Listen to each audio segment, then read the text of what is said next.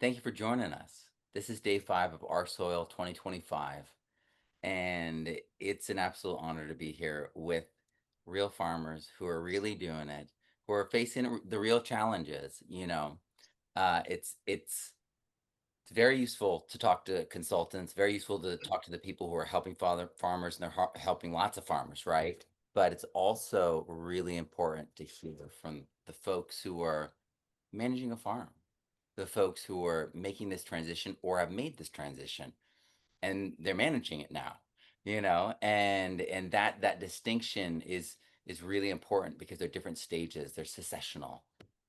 And Josh, if you're here, just let me know. Just feel free to raise your hand and you'll pop up to the front. All right. Hope Josh is okay. Maybe he's out in the field. I know how those things can be. All right. Here we go. Ryan, do you want to start us off, and introduce yourself and share what you're farming and where you're at? Yeah, I'd love to. Thank you so much for inviting me to be a part of this. Just an amazing conference this year. You've really outdone yourself on top of moving, which is pretty impressive. So my wife and I, we have a small family farm. We're north of Manitowoc, Wisconsin. So if you're not familiar with that, it puts us about 20 miles south of Green Bay, Wisconsin, over by the lake shore. Great location for a small farm. We produce a lot of vegetables. My wife is a green thumb, so we have a lot of hoop houses that we're growing indoors and really pushing into the shoulder seasons, pushing through the winter. We rent 40 acres up the road from us, where we have a few acres of outdoor vegetable production. The most of that is set up for rotational grazing, so we run the sheep and cattle together, and that's been working really well. So we're we're managing both indoor and outdoor. The vegetables, everything is organic as a baseline, no spray. And I'm just loving the experience. We're learning how to do this, how to get that really honest regenerative soil, how to make it, how to get the nutrient density in both the vegetables that we eat and the forage that the animals eat. Um, I always share with everyone we're not certified, but no chemicals. That includes the animals. So I'm a young herbalist. I'll always be a student, but the animals are all natural, and it's super important to us to have that density in the forage. My sheep have their tails. They haven't seen a needle, and we've got consistent, healthy, high quality animals. So we love it. Really, really appreciate what you're doing, Matt. Oh, thank you so much, Ryan. And how long have you been at this? So we moved here at the beginning of 2014, and just building the farm slowly but surely. We really crossed that barrier of homesteading to being a small business during COVID. We had a lot Mm, more people coming out during COVID, and that's when we cut teeth as an LLC and made that transition from, hey, if we don't sell everything, we'll eat it ourselves. The family will eat it up. Now we produce way more that has to be marketed. We have to have things in place, just really operating as a small business. And that's always been the goal. But we made that transition, and I retired from the military October 21. Since then, I've been full time on the farm, and we just keep growing a little more every year, getting a little more plugged in, a little more involved. And we're having a great experience just trying to keep the balance of not going crazy. And anyone that doesn't know me, I'm a full-time disciple of what we're doing right here, and just a sober soil nerd, as I proudly tell everyone. So thank you, Ryan. Thank you for being here. It was a pleasure meeting you and your wife, and I look forward to seeing you guys again. yeah, acres. Yeah, I'll be there. I'll be there. And I'm showing up early. I'm gonna go to like the workshops with Don Huber and John. It's just such valuable information, and to be there with those people, to be able to ask questions, it's amazing. Absolutely. All right, so Chad, why don't you introduce yourself? Let us know, how long you've been at this, a little bit of your story. Yeah. So Chad Meinders, I'm getting some echo. None on our end. Okay. And definitely a lot on my end. So I got two screens up. I'm gonna drop one. Oh, that might be it.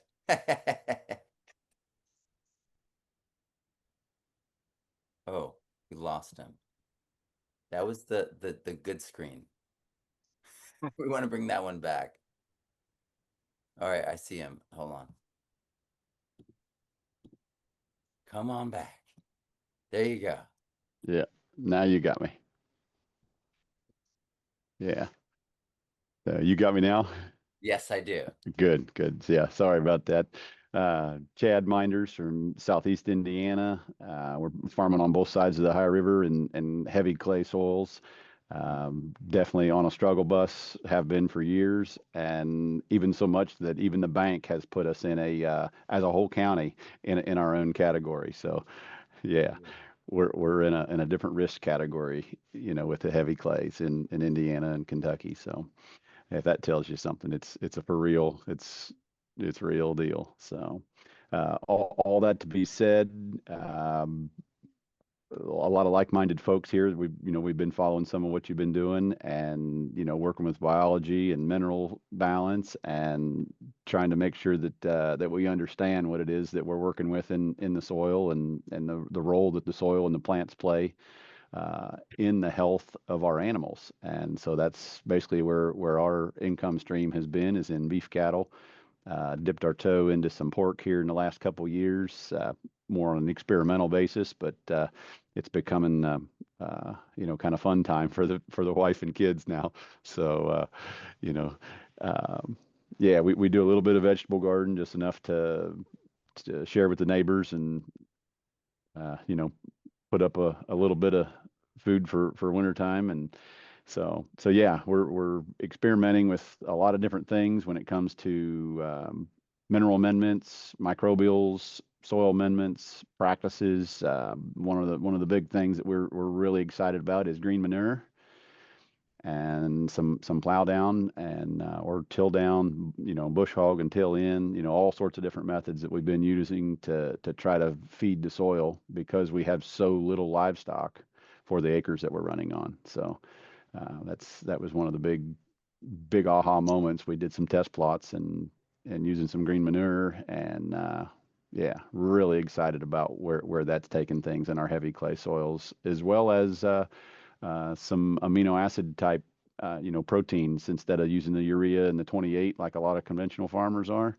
We're trying to find some of these blood hydrolysates, fish hydrolysates, some of these things that um, showing some real promising effects in the soil and soil health. So yeah, nutrient densities on the way up from the testing that we've been doing. So that's been kind of our metric, and in that things are working.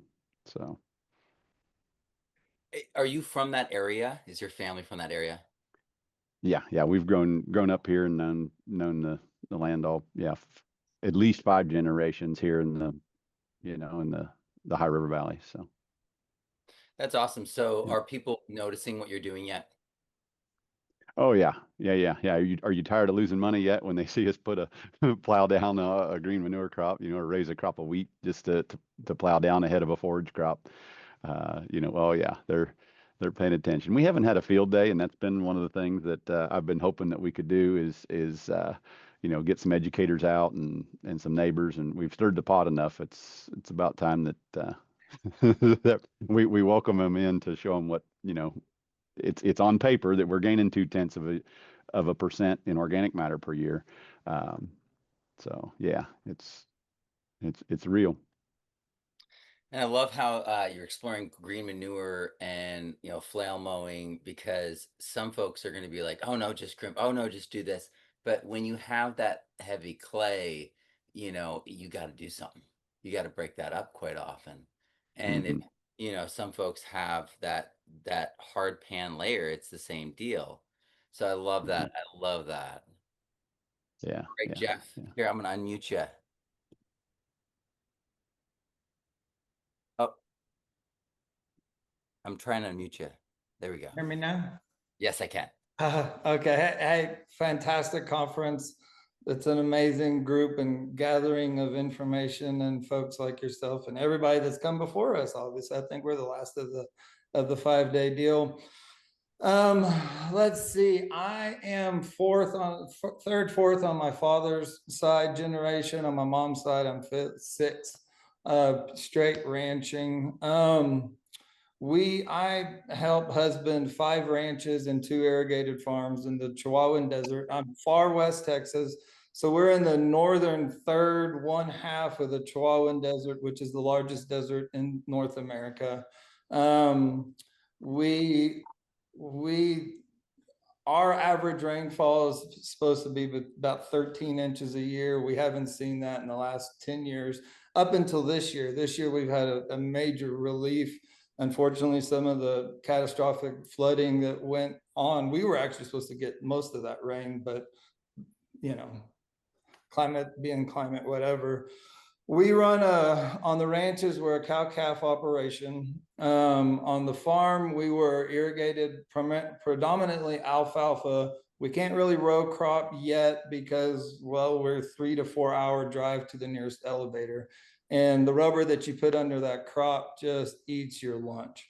And on top of having to grow that crop commercially, and the farm land, my grandfather discovered the irrigable ability of that portion of West Texas. So we sit on top of a tremendous water resource, 4 different aquifers, and highly recharged, 15,000-year-old water by the time it gets to us. It starts in the mountains and moves its way to our farm.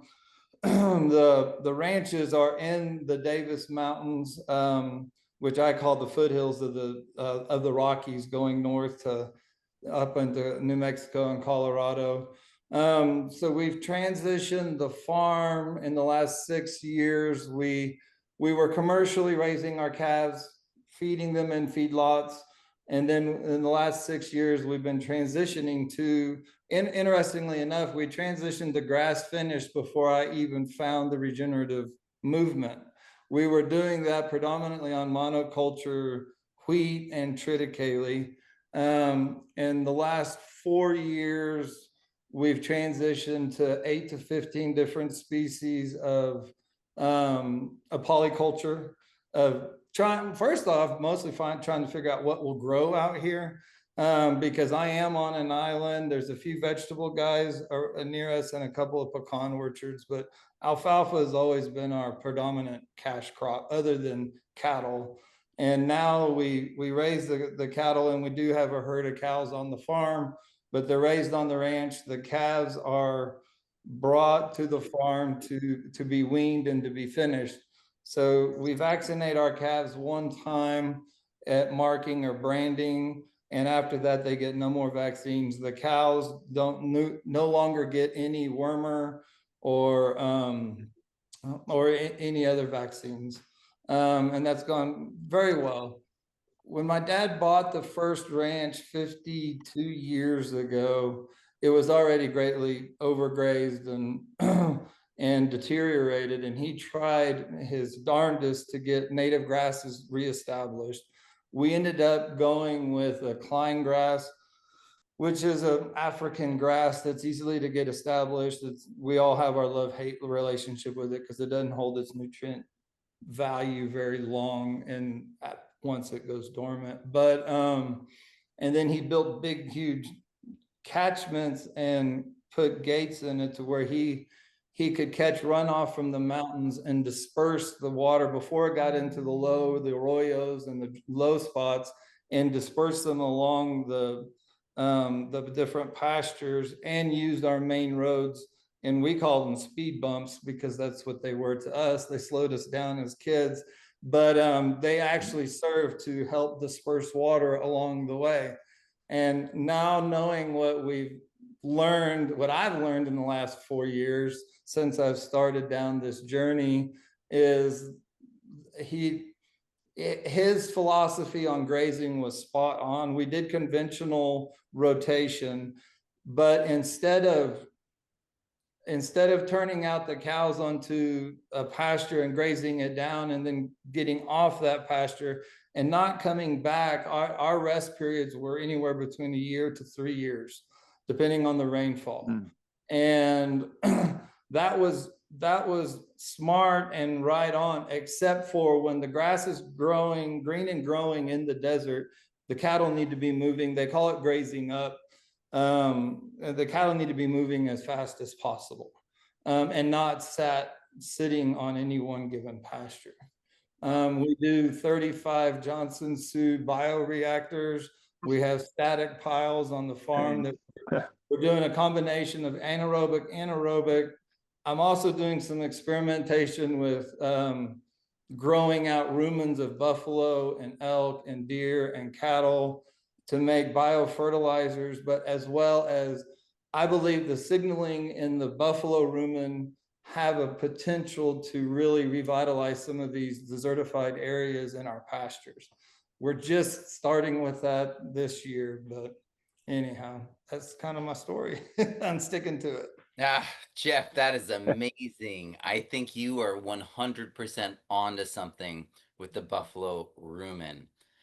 The buffalo were everywhere. The buffalo loop went from northern Mexico to Canada to northern Florida and back, and it touched all those cultures. That's why everyone loved them, and that's why there was an estimate. No one really knows actually. 65 million. There's no way to know if that's true. These are guys on horseback looking at things, you know. But we do know there was a lot, and that impact of their manure comes from their gut. And this could be, I mean, you probably could Yeah. create something that could radically change landscapes and create something brand new. So please keep doing something, keep going with that. Yeah, no, absolutely. I think it's a primal signaling that could carry on and help regenerate a lot, especially the western areas. 100%. I completely agree with that. So Josh, Zoom user, Yes. why don't you introduce yourself? Sorry, I'm on a phone. I got to go see my son's first college lacrosse game, so it was kind of wild and a fun weekend. So I'm down in Boise right now in a car in a parking lot. Nice. Did you light some people up? He did. He had a great game. You know, he scored 6 goals in his first college game. It's pretty crazy. Yeah, it was pretty wild. So it was So he's fun. a few inches taller now, huh? Yeah, he's pretty excited. I missed the little intro. I'm not sure what you want me to explain. So sorry, I Okay, was please introduce struggling with that. yourself. Let folks All right. know, how long you've been at this, where your farm is, and what you farm. Okay. Yeah, so I'm just north of Spokane, Washington, which some people have heard of the Palouse, which is one of the big grain belts in the U.S. We're just on the fringe of that. I'm kind of a very unique situation. As I've gone down this road, we're probably 5 years really hardcore deep is what I kind of say. That's how I say it. But we still have a lot to learn, like the whole rumen thing. I'm like, oh man, I want to do this. But my situation is a little different. I'm a 4th generation farm, mainly dry land crops completely. We have mostly grains and then some hay also, and then we run a small herd of cattle.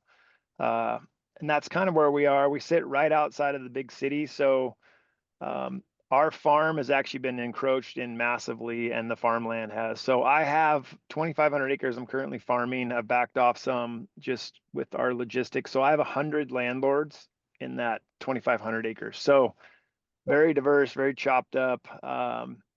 And part of this challenge for me is that I want to be able to say, if I can do this, because my world is half chaos, because we're constantly moving and figuring out, okay, we got to be here, here, and here today.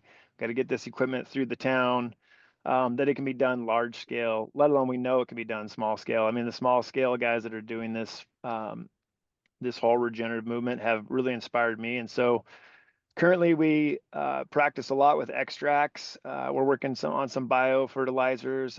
I currently have, I think it's 35 amino proteins going for our farm because we want to substitute all the nitrogen out. Playing with some green lightning right now. I run a Hiawassee extractor. So this year's goal, which we're pretty much there, we wanted to get 100,000 gallons of extract out throughout the farm. And we've seen a lot with that. So for us, seeing the biology come back into our soils, I was fairly conventional farmer, high tillage, then went into no-till, started seeing the chemical effects, not only on just our land, but even me personally. I had a few kind of just came home really sick. Just never enjoyed that. Watched my kids kind of go, I don't want to do this.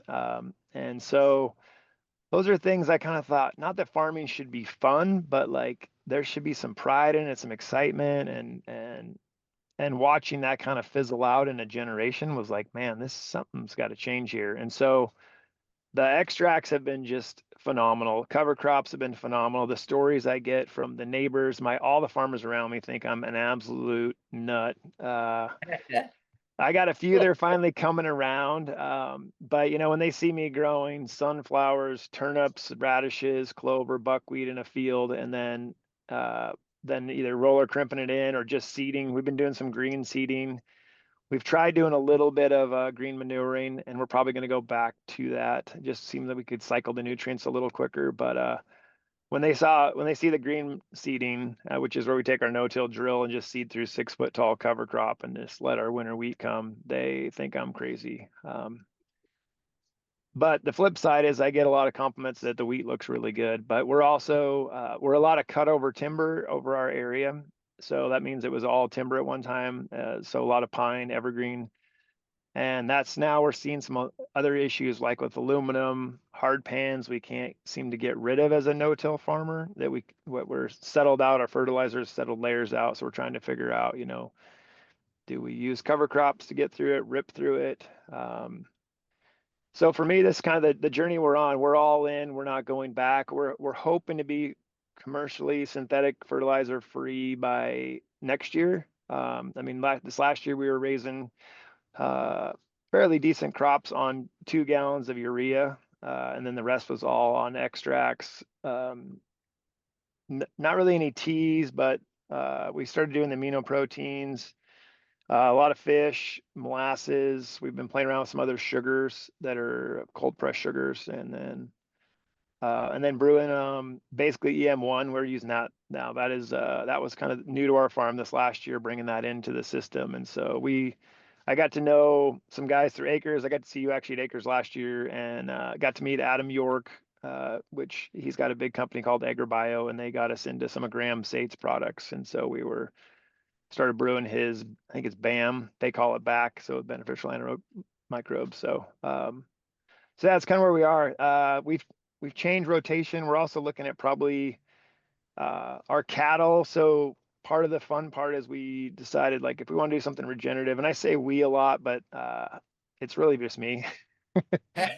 My wife's totally supportive. My dad actually still farms just a little bit of hay. He thinks I'm a little bit of a nut, but he's along for the ride. He's in there unplugging fish guts when we've had all sorts of wild train wrecks. I will say that this journey is not for the faint of heart, and it's kind of for the stubborn guys that are just like, it's got to happen, and so he's been a part of all of that. So I haven't quite got him to say, let's take our cow stomachs and put those in a barrel and ferment those yet. I don't know. I think he would probably say good luck to you.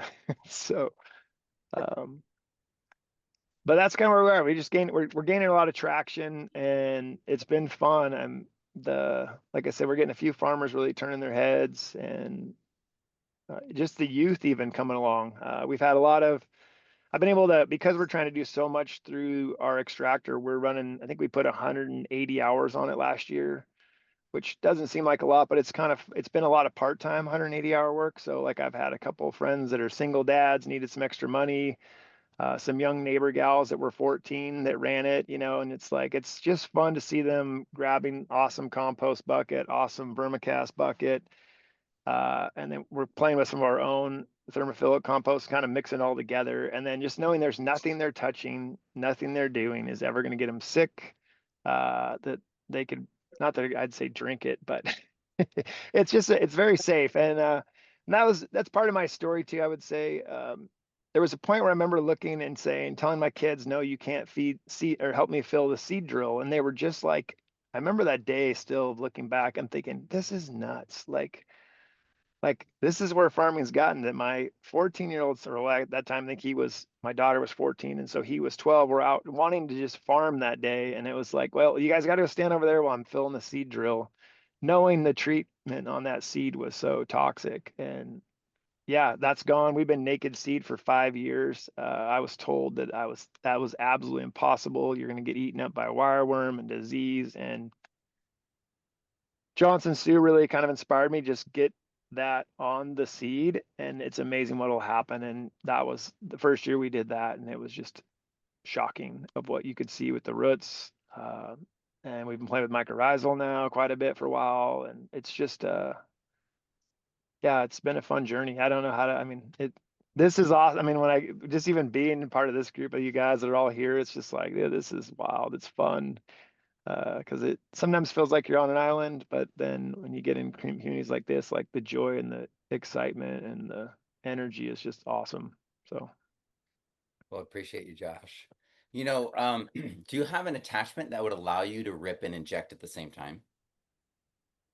yeah, so I'm looking at designing a couple different versions. Do you know Corey Miller out of Missoula, Montana? He's kind of been into this whole extract world. He actually was running an aerator through his pastures and hayfields, and then literally running just a PVC bar, and he would crank the valve. And he said he couldn't believe the difference with the microscope. What he would see with the soil would change so much faster than foliating on or irrigating on. Does he have a hard hand though? Yeah, he said just within hay in general, like a lot of times, it's high traffic equipment, high moisture ground, you can build a hard pan. And so he was seeing that really start to dissipate. And so my goal is hopefully we can somehow get a different. Ripper is going to be tough. We're in a high rocky area. We got a lot of just the basalt chunks that are from 6 to 8 inches to 12 to 14 inches across. So if we run a ripper, a chisel, that has been the nice part about kind of going to a very minimal till, no till, is that I don't spend hours and hours and hours and hours picking rocks. So, Right.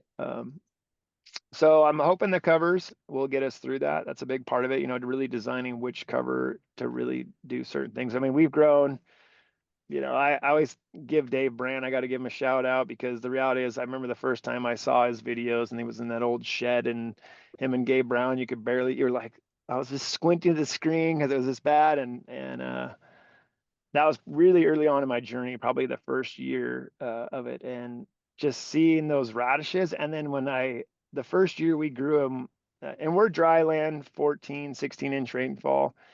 My dad was picking up radishes. Well, first we tried to seed into that field because I was like, I'm going green seeding because that's what David Brandt says to do. And the drill was just plugging left and right. So I was like, all right, get the bush hog out. We're going to mow 800 acres at 15 feet wide, which seemed absolutely crazy. But I sent my dad out like 3 hours ahead of me, and I got to the field, and because we're just move to move to move, and like nothing had been mowed. And I'm like, what is going on here? Well, he comes up out of this draw. He'd made a loop around the field. We got down this draw, and he got so excited. He's never seen anything like it. But he was pulling radishes that were like 9 to 10 inches in diameter and sticking out of the ground by 3 feet, which just tells you also how hard my soils were down in those bottoms. Like they were like concrete. But he was like stacking them on the back of the mower, and it was like, I was like, what are you doing? He's like, well, I found a bigger one, and then I found a bigger one. I thought you'd like to see this, And I was like, well, we gotta go. Like yeah, there's just fun stories like that. But yeah, I mean, I don't know. I think I lost my train of thought here. Other than it's been a wild ride and exciting, and to see neighbors. I mean, we had. And where it's really wild is this year I had the greenest fields in the whole county, in our county. We were in a 130-year drought. This is or the driest year in 130 years. And with using extracts, I went out and I've been really working on getting foliars on. So we had 4 passes this year across the grain crops. We kind of put the tram lines in and we just went with it. So we were using some sugar and extracts and the aminos, and the fields just stayed green, green, green, green, green, green, green. And then they just went right into harvest normal timing. I would never thought. I thought, oh man, we're going to be in trouble. It's going to be a really late harvest. And then it's like they just finally just turned, and the day they turned, they did. And so we've now pushed test weights on our wheat this year.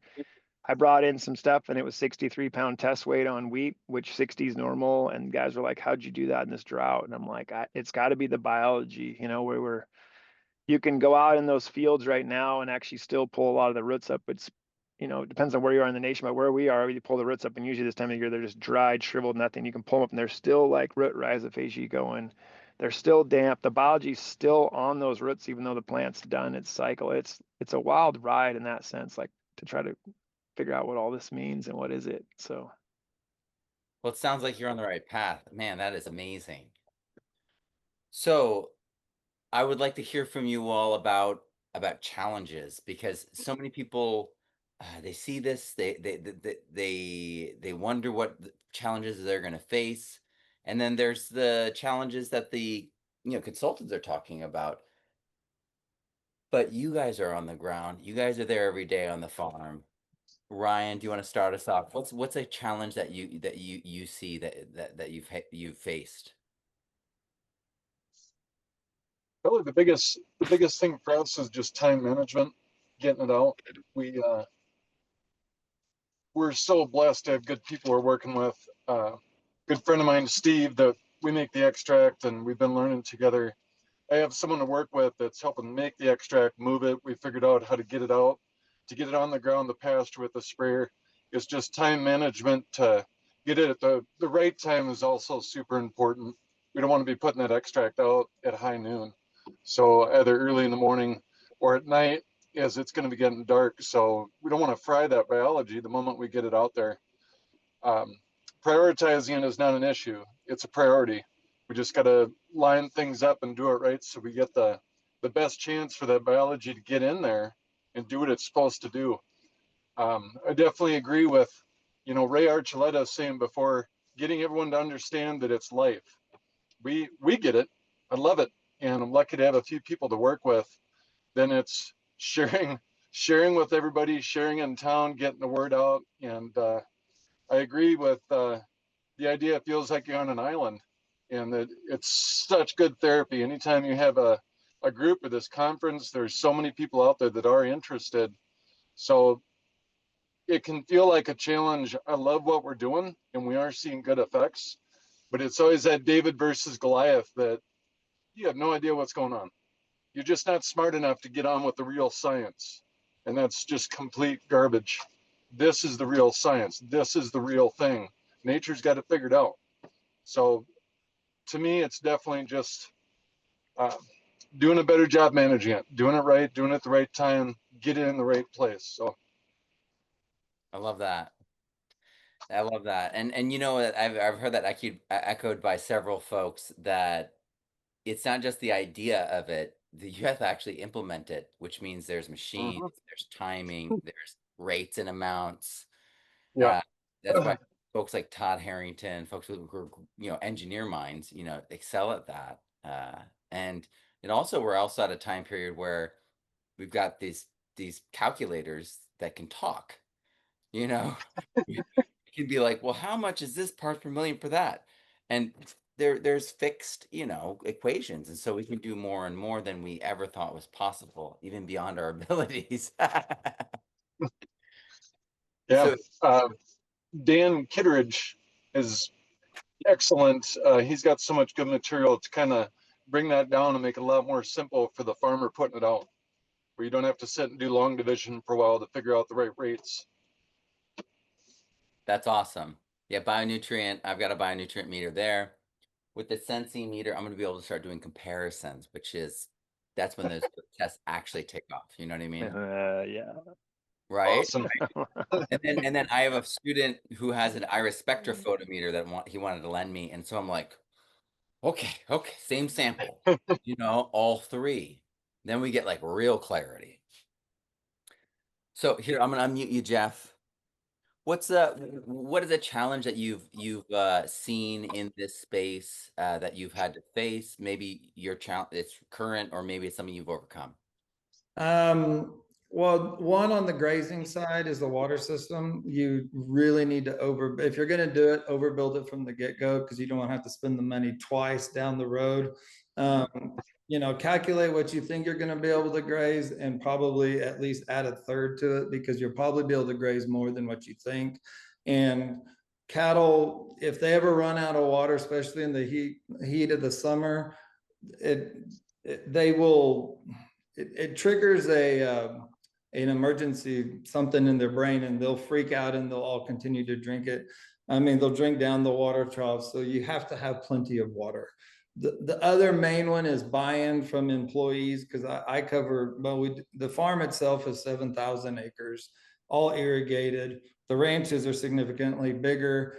I hired young guys that completely bought into this whole mob, whatever grazing philosophy you want to call it, holistic, and they're killing it with it, and they're doing fantastic. On the farm, on the biological side, is getting the guys to buy it. I can't do it all myself, and I've got some really good guys that are starting to get it and grasp it, the cleanliness, and getting it out on 11 pivots and spraying, and we're doing a lot of it through the pivot itself.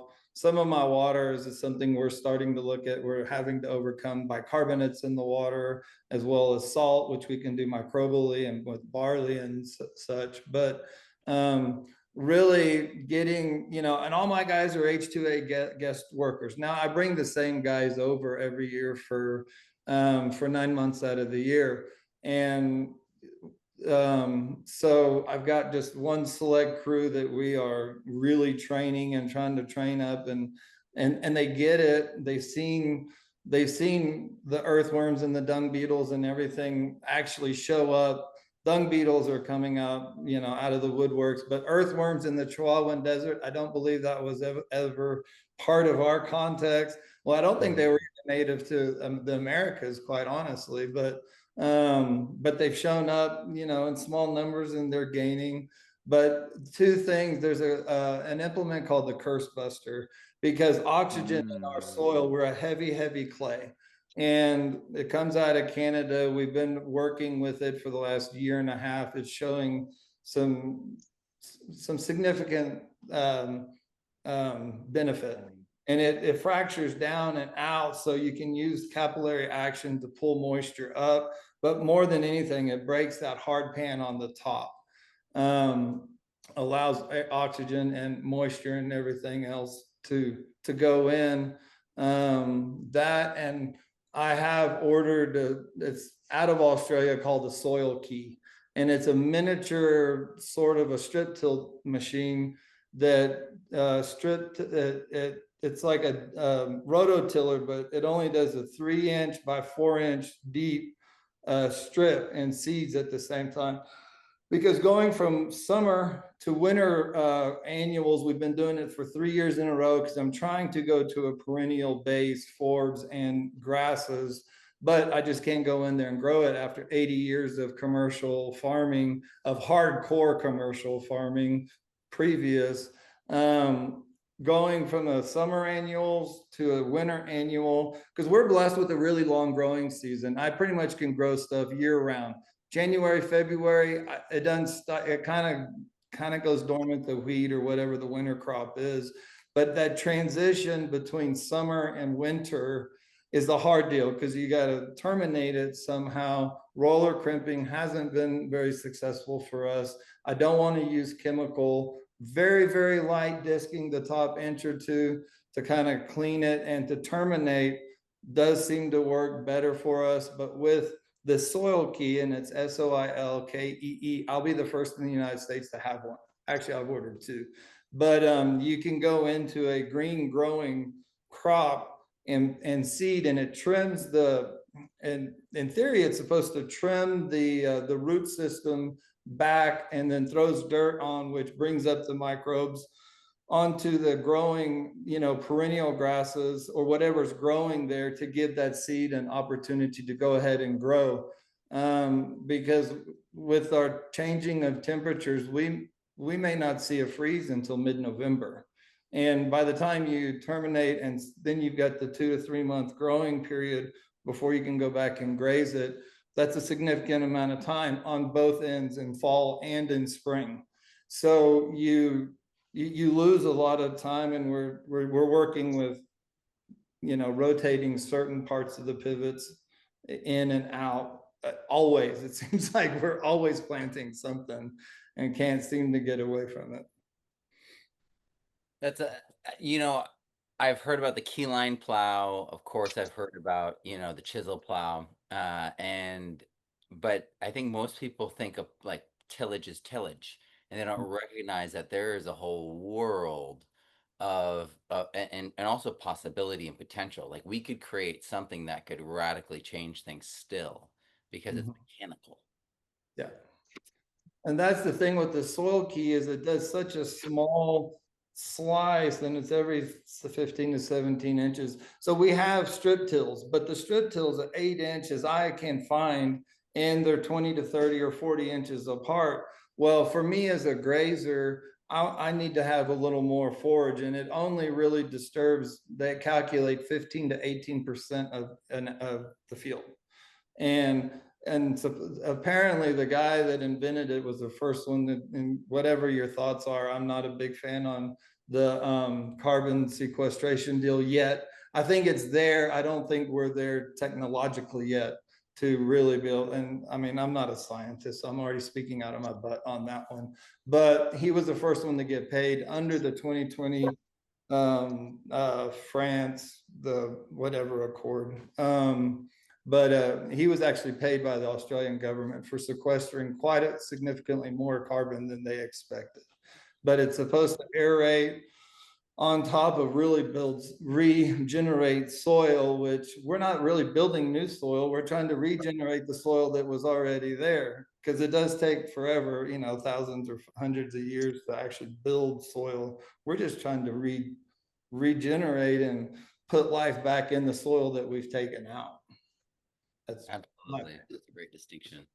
It's similar to the thing that Jeremy Sullivan and I talked about, where he was like, well, you're not changing the pH on the actual clay, sand, and silt. That's just there. That's what it is. We're adding organic matter, and we're doing these other things that together, when you average it together, is a different pH. But you didn't change the pH of the actual minerals. No. No, and it's like it's so much like that. It's like those clay, sand, and silt are there. They're just dead. They're just cemented, or like my soil have no structure. You water it, it just literally waters away. Well, it's hydrophobic at first, and then when it breaks that seal, it just starts just going away. So but we just got on this site, and we just moved on to our first home, and it's 3 acres, so it's not farm size or anything, but it's enough for me to play with and do some permaculture on. And if I was going to do anything, I really would do cattle, and I would rent the land. I would follow like a lot of the advice that Joel Salatin gives out for people starting out, and play it really smart. And so that's what I would do. So we are actually tier 2 Regenified certified under grade, Okay. the Regenify on the farm itself, considering the ranches, but I have to have cows in order to pay for, because 2 of my ranches have actually been destocked for 3 years. We've had a total of 8 inches of rain in 3 years up until this year. Now we're looking at anywhere between 9 and 15. And on the one ranch that has had significant rain, I'm told by my manager that the people at church are starting to ask him, what are y'all doing differently than what we're doing? He said, well, my boss has us doing this grazing philosophy. We're not using hot wire. We're using cowboy dogs and herding them around, because we can't get a ground in this land up here. It's virtually impossible. So you have to run 2 wires, a ground and a hot, so that they make the connection. But to do that and do daily or multiple daily moves is just not practical. But the people in church are like, well, we've got the same amount of rain, same amount of cows. Why do you have more grass than we do? So in 3 years, we're already seeing a significant change there. And on the other ranches, what we do is we rotate the cows in, we move them around. And before they leave, where we're seeing big bare spots of desertified, where the grass is being reduced, we take the herd and move them around and make sure they trample and they break up every dead spot that we can, not dead spot, but bare spot. And now we saw tumbleweeds 2 years ago. Tumbleweeds have transitioned to flowering herbs and little different flowers and herbs and forbs throughout the year. And so hopefully the next stage should be grass. And that's with very little rainfall, 8 to 15 inches. We've technically been in a drought since 95. The old timers will tell you, with years of some rain, some dry. I mean, we're in a significant climate change out here. Most of our rain's coming early, and for us, our rains are monsoonal from July through October, and our native grass will not grow if you get rain before July 1st. And September 25th is sort of our cutoff for rain to grow any significant grass or other forbs. But throughout the year, we're seeing more flowers and forbs again come and go, and the cattle are doing phenomenally well on them. But just by breaking that crust up and doing nothing else, it's been a really, really awesome to watch and observe, which is one of the key principles that, you know, as farmers and gardeners, we're all observers, but to really truly observe is different than to see. You can see the forest for the trees, or whatever that old saying is. You know, my son always dreamed of doing ranching that way. Mm-hmm. You know, because he started riding horses when he was 4, started doing gymkhana when he was like 5, 6. So he loves horses, and he always just wants to be with his dogs Mm-hmm. and to be out, just like all the way out where there's nothing. Yeah. And I think that there's a lot of young people that resonates with. And if Got a that job means for that, him. what? I said, I've got a job for him.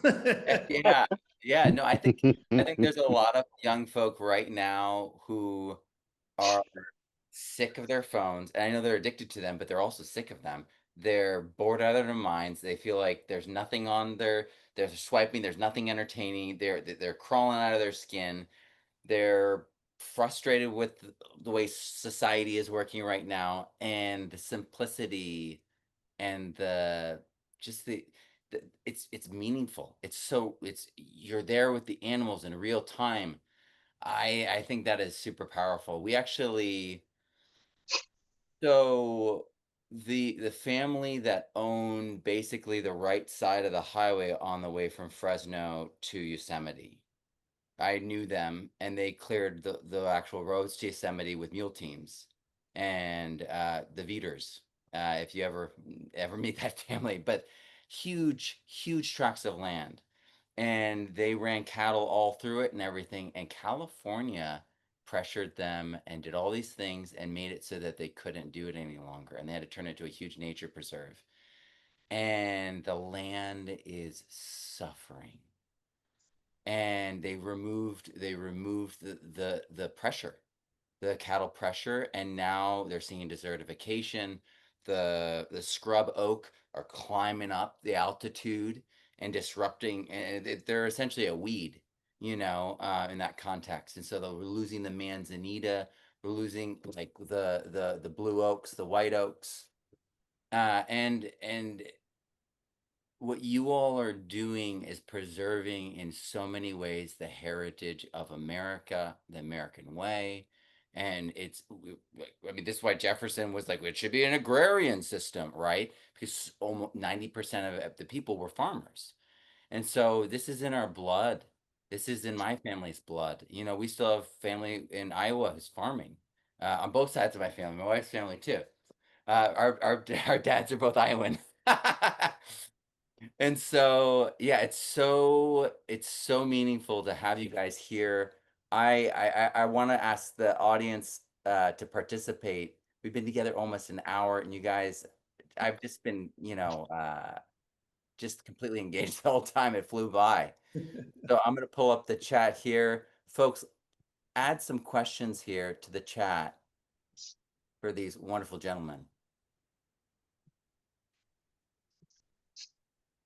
There was one right here. It was, What do they feel would sway other conventional farmers to work with someone to transition to regenerative practices?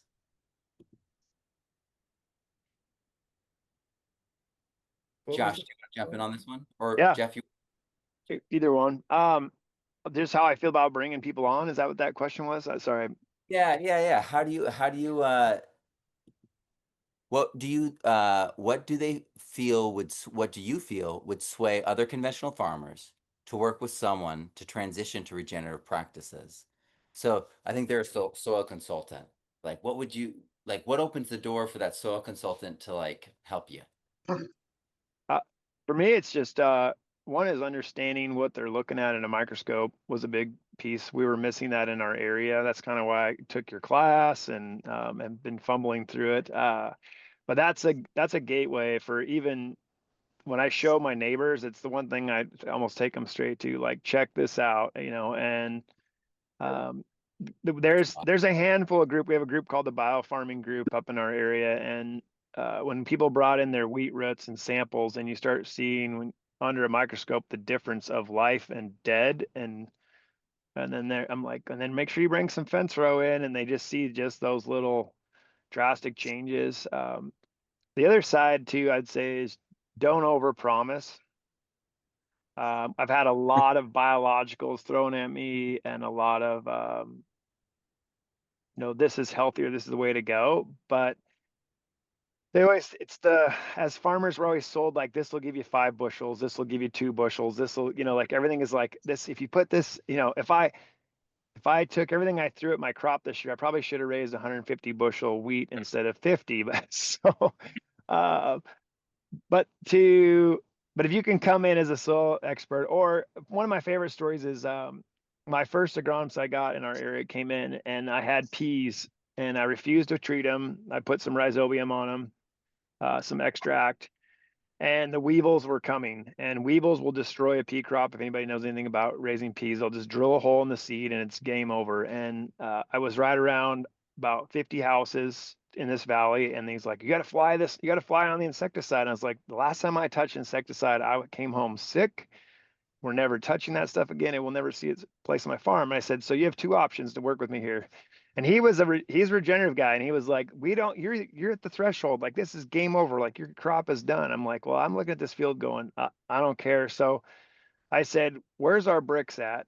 And we just had started learning what bricks were, and we were like at a 6.5. So I'm like, well, this is the problem. The bugs are like, hey yo, like, terrible field. So we went out there and we pushed 20 gallons of basically compost extract, and a gallon and a half of sugar, some molybdenum and cobalt, which now, hindsight, I don't know how we didn't fry those plants, but we didn't.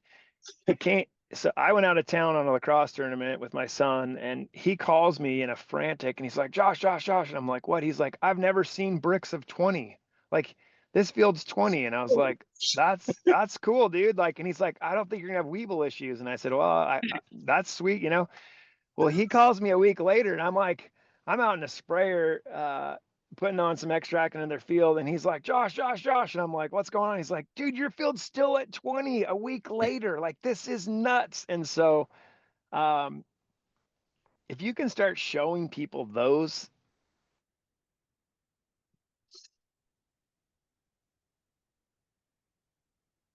You're frozen.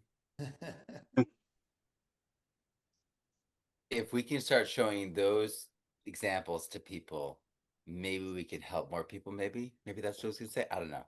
Josh, that was awesome. Thank you so much. Chad, do you have an answer for this question as well? Yeah, I think the big thing there is don't be afraid to look for pain points and look for alternatives. Either it's markets or labor force. A lot of the conventional guys they're siloed or blindfolded, and shout out to a mutual friend of ours with Ryan Noss there with We Grow With. He came out the other day and showed us a few things that, I thought, we've got this thing handled. We've got, he was like, well, where's your pain points? I was like, well, this thing here, we've got all this extra carbon. And he was like, well, here, the fear of bringing somebody out that they're going to see a weakness or see, don't be afraid to expose a weakness or ask where your weaknesses or pain points are at. So, yeah, labor force and those. My mind's still kind of on the previous question, but I guess we Yeah, do could you kind want of. to answer that? Like, Yeah, what's a major challenge? yeah. The challenge was labor and bringing out consultants rather than trying to handle it all yourself. And yeah, so all inclusive, it's going to be a pain point for a conventional farmer that says, "Hey, I've got these weevil problems, these insect issues," and you bring a biologist out, somebody that understands working with nature, and bombard it with goodness. So I love that. Thank yeah. you. Jeff, what would you say to that? Um, you know, I kind of equate it to, being not me personally, but drug addict, alcoholic, you have to want to get off. And until you have a true want to get off those substances, it's really hard to try to convince others to do it and see it. I really think that them seeing it and starting to question and come to you with questions and wondering, I mean, I think farmers are generally stuck in the ruts, literally, that they're on, and or ranchers, same difference. No, but because everybody's typically very traditional and not wanting to buck what dad did or granddad did, or the dad is still around and can't do it.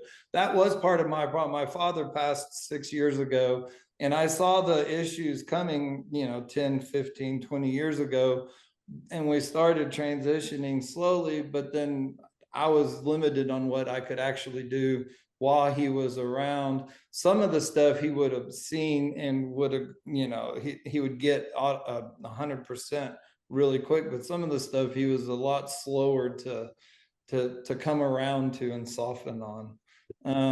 It just seems to me that they kind of have to see it and see the benefit and have a need, which I think a lot of them do. They may not realize it now, but and how to bridge that gap of where they're at to where they could be, that's a higher pay grade than I've got. Well, I appreciate you. Question: should a hayfield farmer do crimping or chop and drop on 38 acres, which are severely eroded and compacted with several anaerobic waterlogged spots? This is Zisa asking this.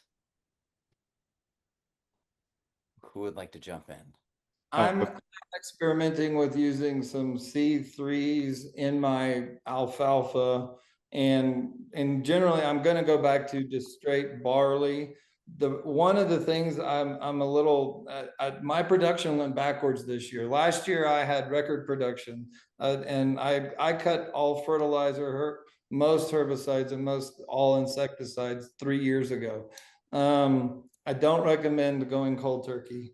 We're having to go back and start adding a little bit of nitrogen here and there, but just a very, very little bit.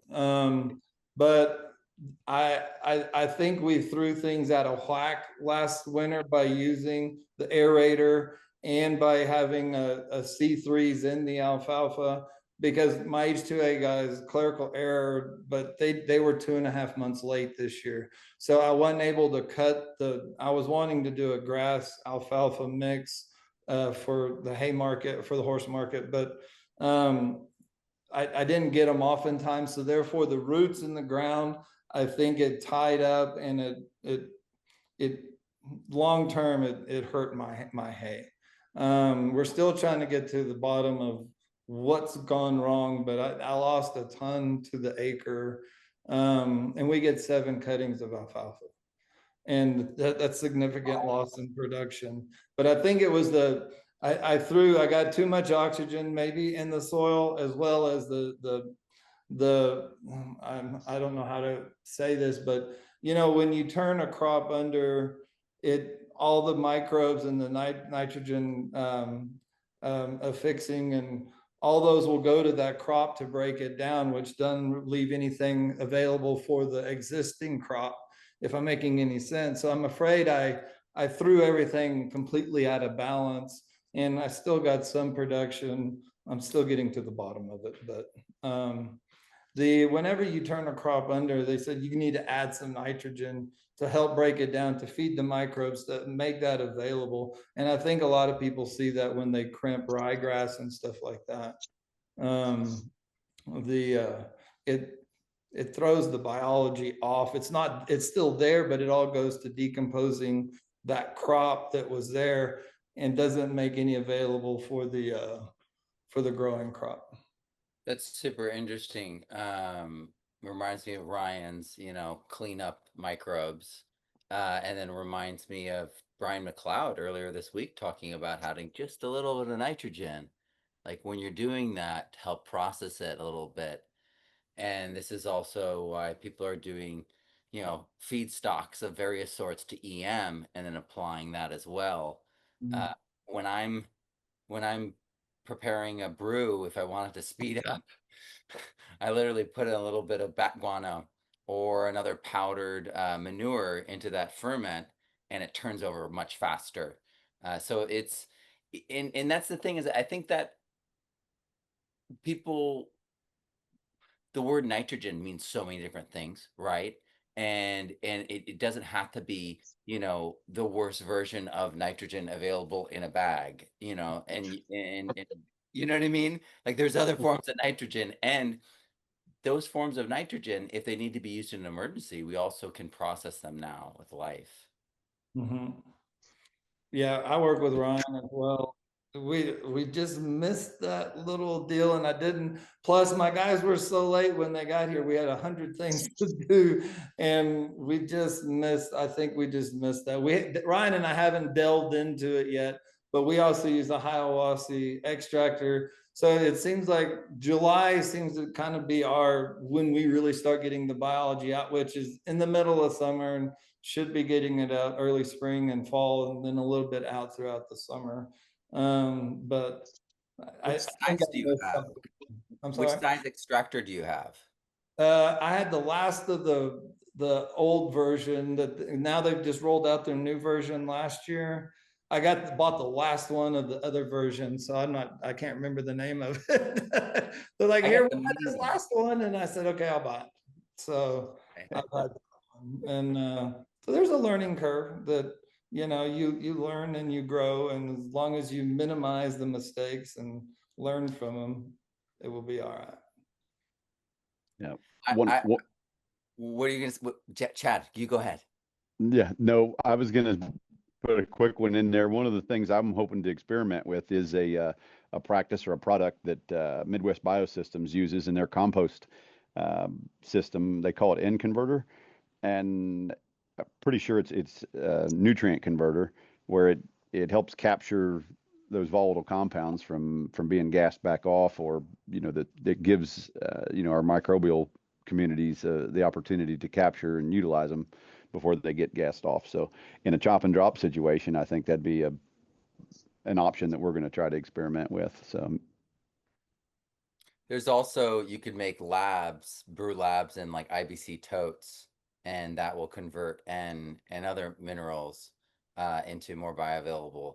And a lot of people are doing it and saving a lot of money because those products, they're good products, no doubt they work, but you can do a lot of that DIY too. I see.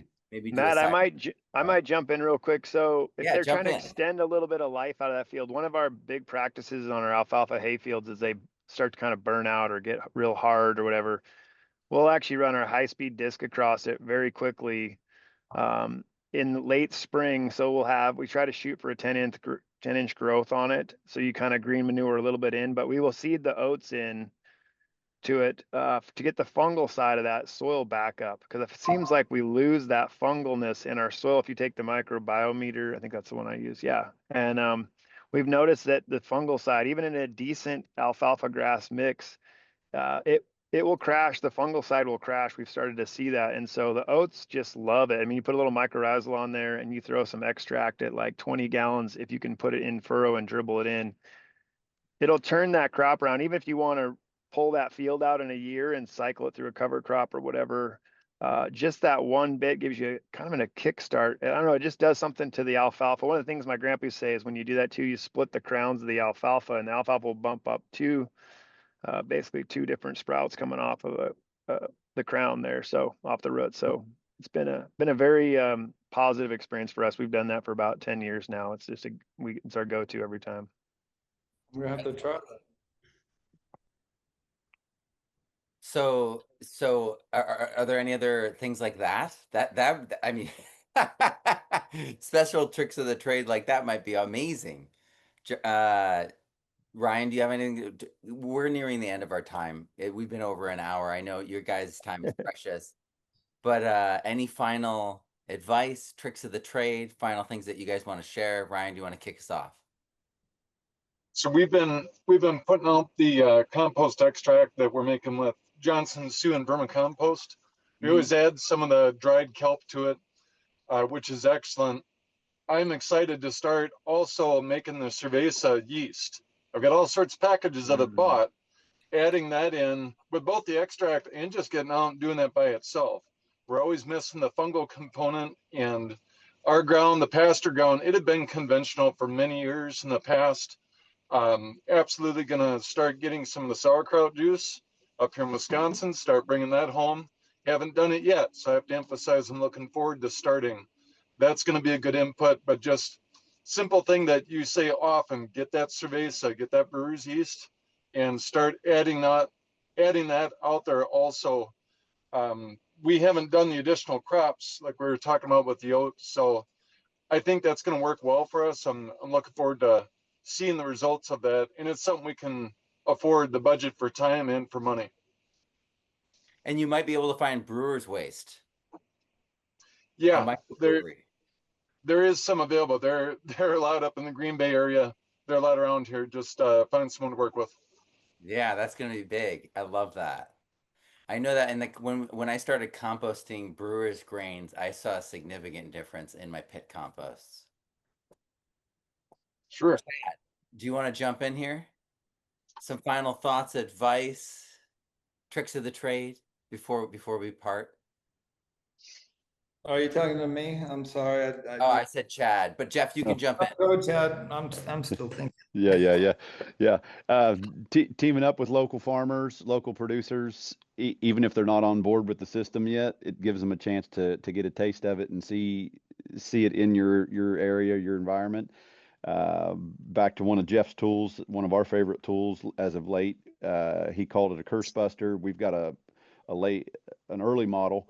We're trying to retrofit some parts to it, but it's a Gentil or a smart till. There's several different makes of them, but it's a sharp tine that kind of can slot and poke and aerate the soil. Phenomenal tool. Absolutely phenomenal. Ground that we couldn't get a sorghum Sudan crop to take in at all. A couple passes with that lightly in a clover patch or an alfalfa, right away you got a really good stand of that sorghum Sudan that really likes a good aerobic root zone. So yeah, those are some pretty important things in our operation as of late. Thank you, Chad. That's awesome. I hadn't heard of the Gentile before. Jeff, do you want to jump in on this one? Yeah, I'm going to piggyback off, I think what Ray Archuleta was saying earlier is keep an open mind, keep trying, keep just experimenting, but going to different schools and not in your region specifically. I really like to find ones that are out. I went to Understanding Ag in Michigan, which has nothing to do with where I am. Taking your classes, Elaine's classes, Dr. Ingram's classes, just there's so much information. And what I really appreciate about you, Matt, is you've taken everybody's else. I mean, you've taken bits and pieces from everybody and condensed it into, one place in your books and your classes. And, it's, you got to keep an open mind. And somebody told me you got to keep a child's viewpoint of the world and try to question why everything. And I like to try. I've got an 11-year-old, so I try, I get a constant reminder of it, but we tend to think that we know more than what we really do. And my father always said, if you think you knew everything, then you might as well quit and never stop learning, always continue to learn, to read, and to reach out. And I mean, there's so many different classes and people out there that have a lot of good information, and you always take a nugget from somebody. Absolutely. Thank you so much, Mhm. Jeff. All right, Josh. Yeah, I would kind of piggyback a lot of what they're saying here. For us, I would say don't let perfection stand in your way. I'm a guy that wants to know everything, so it tends to be like something that I'll stall sometimes out on. But really, if you're starting this journey, like the things to focus on for me, the tricks were is once we started saving our seed, man, that was a game changer. And the farmers around me are asking for our seed now. Like they're like, well, you have this old variety, like you don't have to pay any, dues on it, nothing, and it's like freedom. And then they're willing to try it. And then get some biology on the seed of some sort, whether it's just even if you fail at that biology and it didn't work, you don't think there's still hormones, enzymes, stuff on those castings. I mean, I got one farmer, he's just doing dry worm castings because that's all he can do, and he's throwing them his little seed auger as he's loading his drill.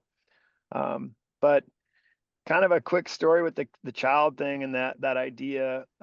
It's so true. So we did a cover crop day last year, my wife and I, and everybody loves the sunflowers. We get people out there picking them, and I've really trying to embrace the biblical view of what fallow means, and it's kind of left. It's meant to be left for the beasts and the people and the poor and everybody. And so, as farmers, a lot of times we're like, stay out of my field, stay out of my field. And so you get these people out there, they just can't help themselves when it comes to the sunflowers. They got to get out of the car, they got to go cut some. You see them diving in and out, and it's sort of out there taking pictures. Every teeny bopper does, but. So we threw a day. We said, all right, come out in the cover crop field.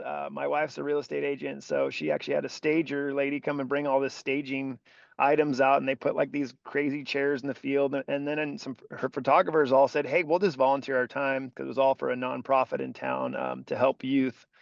And the people came out, and it was really funny. And I was like, pick whatever you want to take. The kids came out, and people dressed up, like full family pictures were being done out there. And I would ask the kids, like, what do you need? And several times the kids would go, you need more colorful flowers, which I looked around. I'm like, okay, there's some radishes that are white, and then there's sunflowers. Like this, like the kid just knew we actually needed more diversity in that field. And that's the truth, is we weren't even getting that diversity in my cover crop, and we've changed that. But it's kind of fun, just stuff like that. If you can bring the public into it, like they'll be your biggest cheerleaders too. Like it may not be your farmer friend next door or your family that's struggling with your way of doing this regenerative, but if you can bring some public in and let them see, touch, for us, the extractor, I mean, I don't know how many 5-gallon buckets. I'm like, dude, just go turn the spout there on the big black tank, and just fill it up and take it. Like, I mean, it's cost me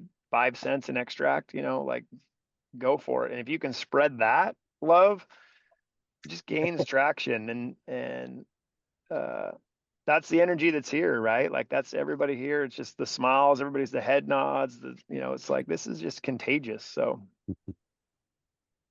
Thank you all. Thank you so much, Josh. All right, folks, I'm going to unmute you. Let these guys know how much you appreciate them. Thanks for everything, everybody. Thank you, everybody. Great. Thank you. Thank you so Thank much. you. Thank you. Thank Thank you. you. Everybody, This has been great. Thank you very Yes. much. Thank you very much. Thank you. This is great. Thank you Even so though I much. have tiny little Fantastic. flaws. Inspiring for the new generation for sure. Yes. Thank you. Thank so you. much. Thank All right. Thank you all so much for being here, being part of this. I think this is my favorite panel for many reasons. It's just great to see real farmers regenerating the land, taking care of the land, carrying forward traditions and the true spirit behind, what farming and stewarding the land was meant to. I appreciate you all being here. There we go. Appreciate you all being here and being part of this community. We are at the final giveaway. So we're going to start with a microbiometer. This is the Pro Kit.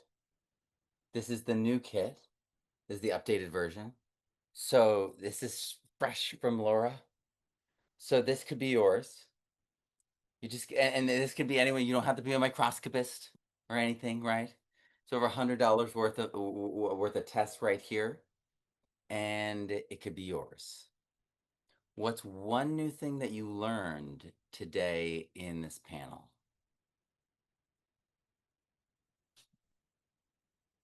Heidi says transition slowly.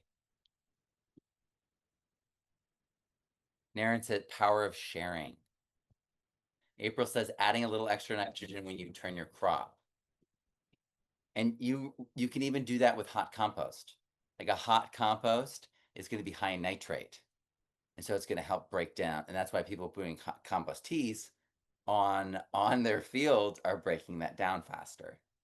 It's because of the nitrogen content in their compost. JK says the effects of compost. Sorry, more people are answering.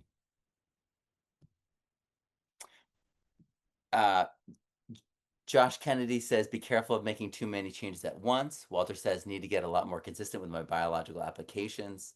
Richard Simmons says, that deep in my mind, I know way too much about too many things.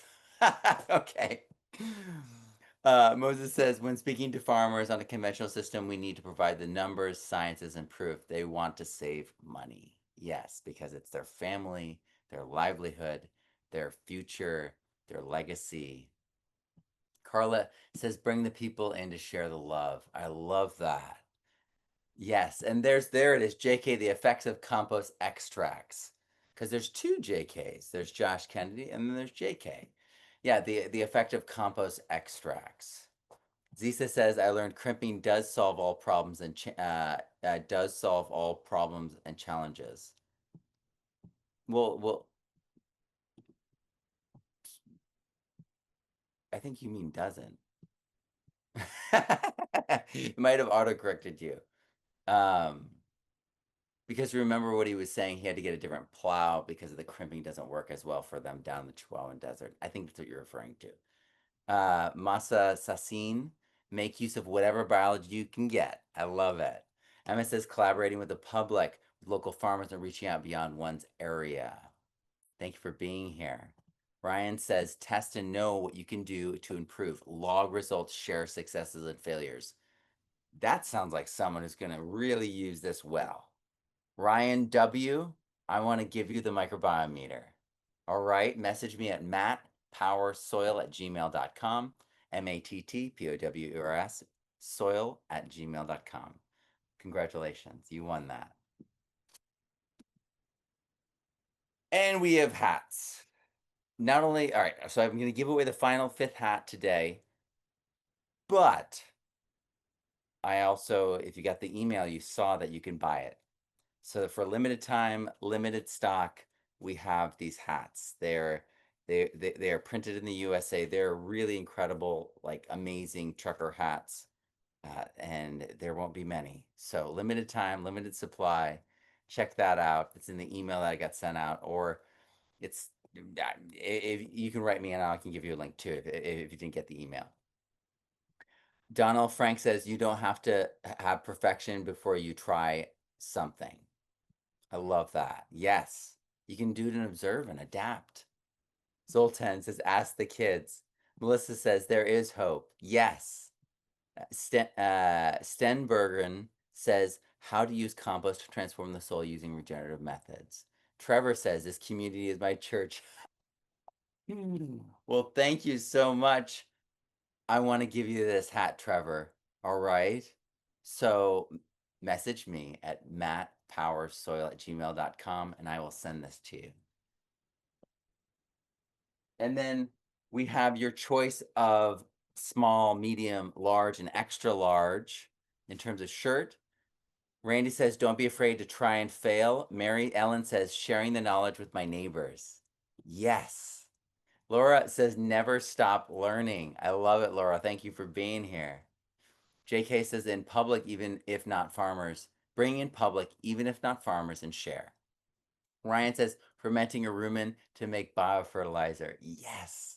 And that elk, that bison, rumen, that indigenous species rumen. Just get started. Lots of support out there, says April. I love it. And you know what, April, I want to support you and send you a free t-shirt. So email me at mattpowerssoil@gmail.com and I will send you whatever size you want. All right. The biochar handbook. So what was in the chat? What was your favorite talk so far? Well, you might have seen them all up until this last one. But what has been your favorite talk so far at Our Soil 2025? Moses says Stengel's and viral lawn care. Michael Stengel is very impressive. I really appreciate him and all the help he provides and information he provides to the whole community. Emma says this one. Thank you, Emma. April says, thanks. You're welcome, April. Zisa says, Dandelion Man. I love it. Yeah, Brian Waxman. Talk to others about the dirt. Fast food analogy to soil, eating with the microbiome in mind. All discussions were awesome, says Paget. Thank you for being here. Cindy, will there be more time to watch all the videos? Yes, you have until midnight. There's more time today to watch, and you can also buy it. You can also keep the conference. You can keep the conference and get a goodie bag, or you can keep the conference, get a goodie bag, a t-shirt, a 30% off Regenerative Soil, which starts November 3rd. You get put into a course raffle for any of my courses, and you get a hardcover book of your choice. So Regenerative Soil Microscopy. So that is there. You can totally hop in on that, and we would love to have you join us. JK says natural farming. Yeah, that was so much fun. Josh Kennedy says, you and John Kemp build the soil was a pleasant surprise. Oh, thank you, Josh. Josh, I want to send you this book unless you already have it. Do you have this book, Josh?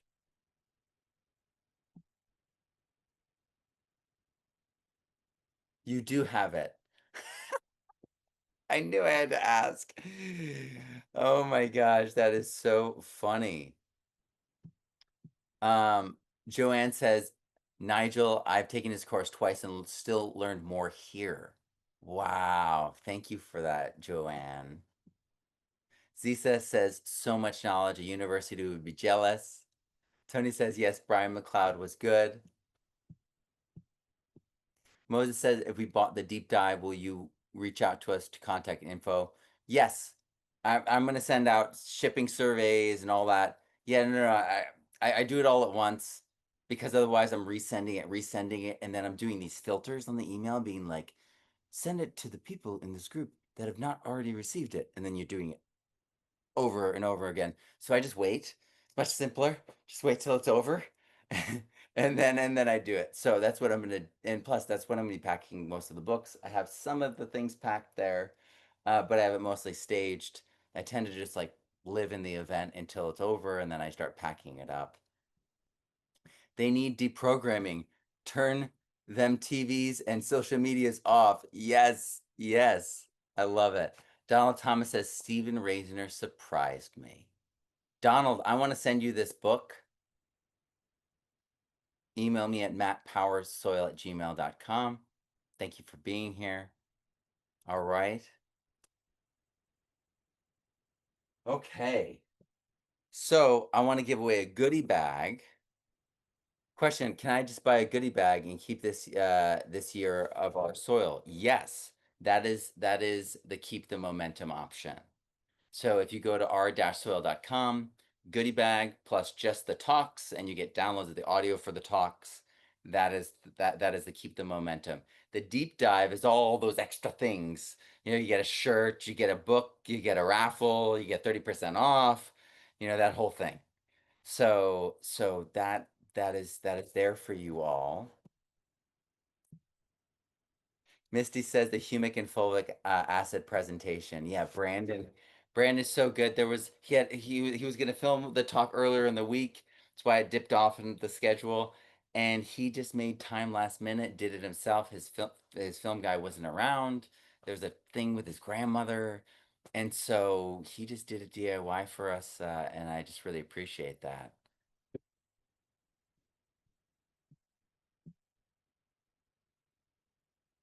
You are so welcome, Josh. You know what, Josh? I'll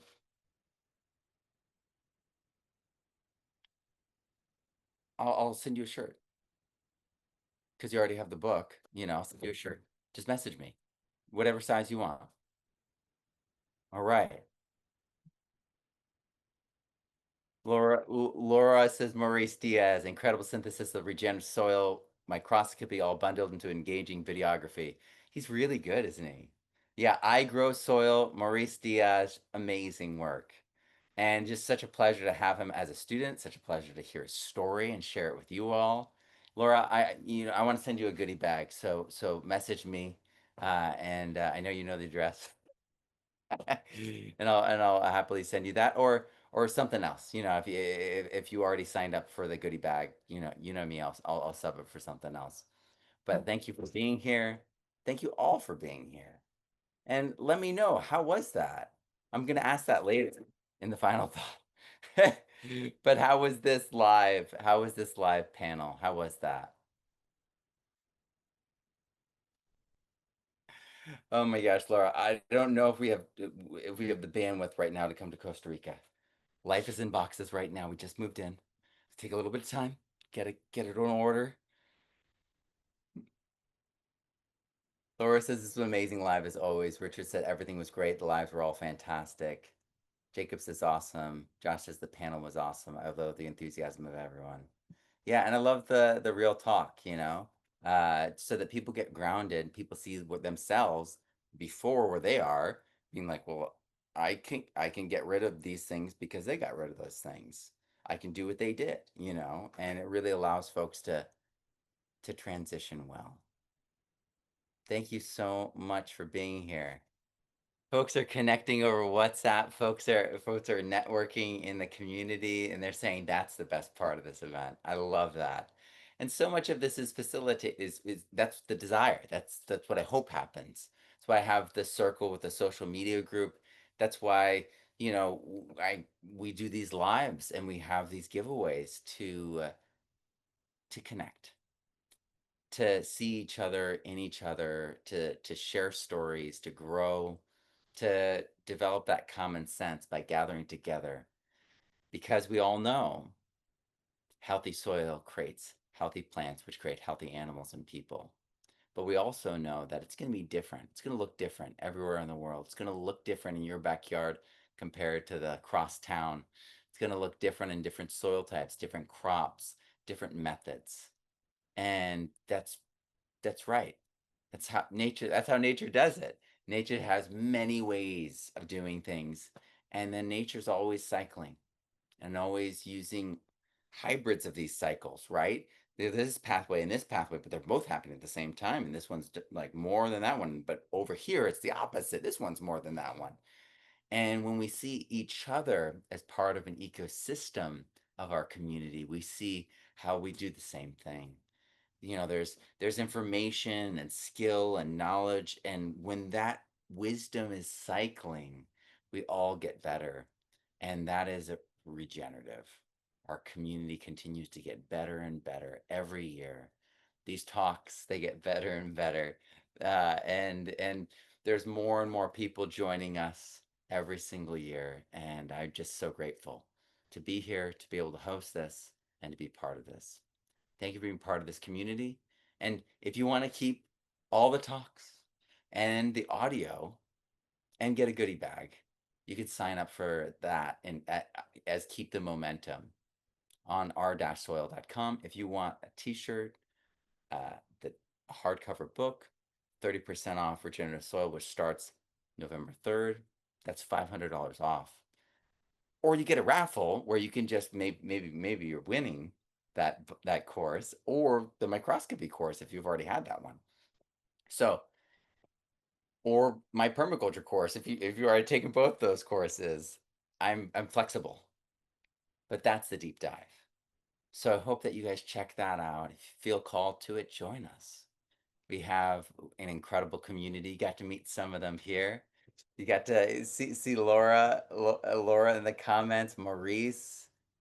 These are folks from our community. Tony, Landon, good Crin Eagle. these are students from my program. They're amazing. And I appreciate you all being here, participating, and making this event just incredible. It is the reason these events are amazing is because you all show up and bring that energy. Thank you. I'm Matt Powers. Grow abundantly, learn daily, and live regeneratively. And I'll see you at the next one. All right? Have a great, great evening and great weekend. I'm going to mute you guys.